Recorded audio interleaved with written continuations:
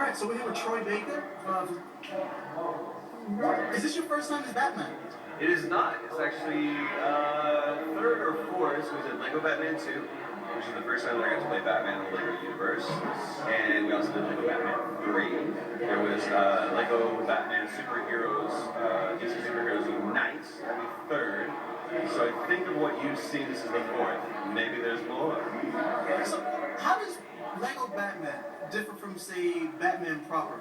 You know, what's the approach to, say, Lego Batman as opposed to Batman for the regular DC universe? Sure. Well, the beauty of it is that he believes he is Batman, so there is no delineation. And the one thing I love about what Lego does is whether it be Batman, whether it be Indiana Jones, or Lord of the Rings, or Star Wars, they get to pay homage to all of the iterations of them and pull from, like in Batman's case, they get to pull from 66 Batman, they get to pull from, Tim Burton's 89 Batman, or they get to pull from Christian Bale and Nolan's movies. So it's really kind of the best of all of these things for either the graphic novels, the animated series, the movies, and kind of put them all together as opposed to having to stay within one specific universe. So as a fan of Batman, as a kid who grew up watching the shows or reading the graphic novels, this is kind of the best thing for me because I see where they're like tipping the hat to a specific thing.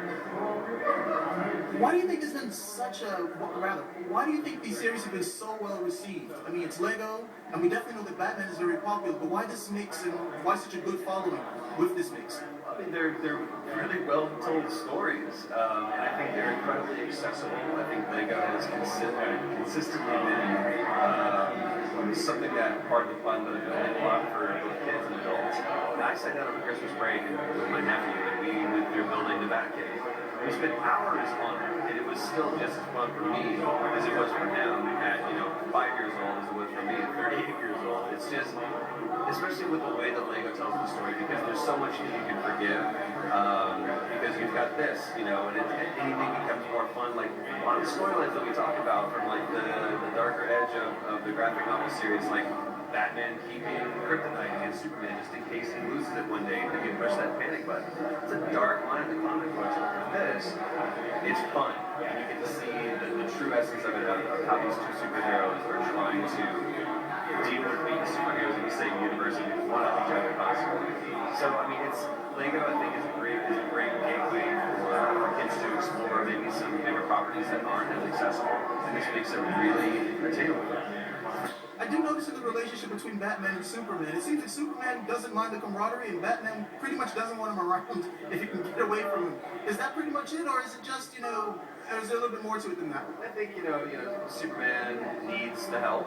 Batman doesn't, clearly. He doesn't have any of the toys or the gadgets. He has to dress real fancy to make sure people know he's a superhero. Batman chooses to go the understated black and gray, a little bit of yellow. Got a cooler car. So yeah, I mean, maybe Justice League needs Batman more than Batman needs the Justice League. Just a wee tongue-in-cheek there. What's the best part? What's the best part of being Batman? I mean, being Batman, you join the lineage of some of the greatest actors and some of the greatest stories. I think that Batman specifically, as whether he be a superhero or just a literary character, is one of the most compelling, intriguing characters, bar none. I think the fact that he is a normal guy that is driven by an internal conflict makes him a great character and a great hero. Even from just like a classic, literary standpoint. And the fact that we've got 75 years of history on this, and it continually surprises people, it continually entertains people, I think that says something. So for me to be involved in the universe at all, much less to be the one wearing the cowl and the cape, as an actor, it's a pretty good thing. As a fan, it's unbelievable. Alright, so this is your fourth time out as Batman. What might we expect to see with the fifth time out? Oh my God. Hopefully just a fifth time. That would be a win.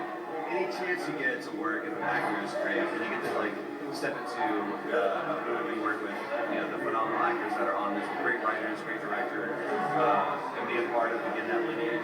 That's a win. So who knows, man? Please, more to say than just keep it. Thank you very much for your time. Thank you.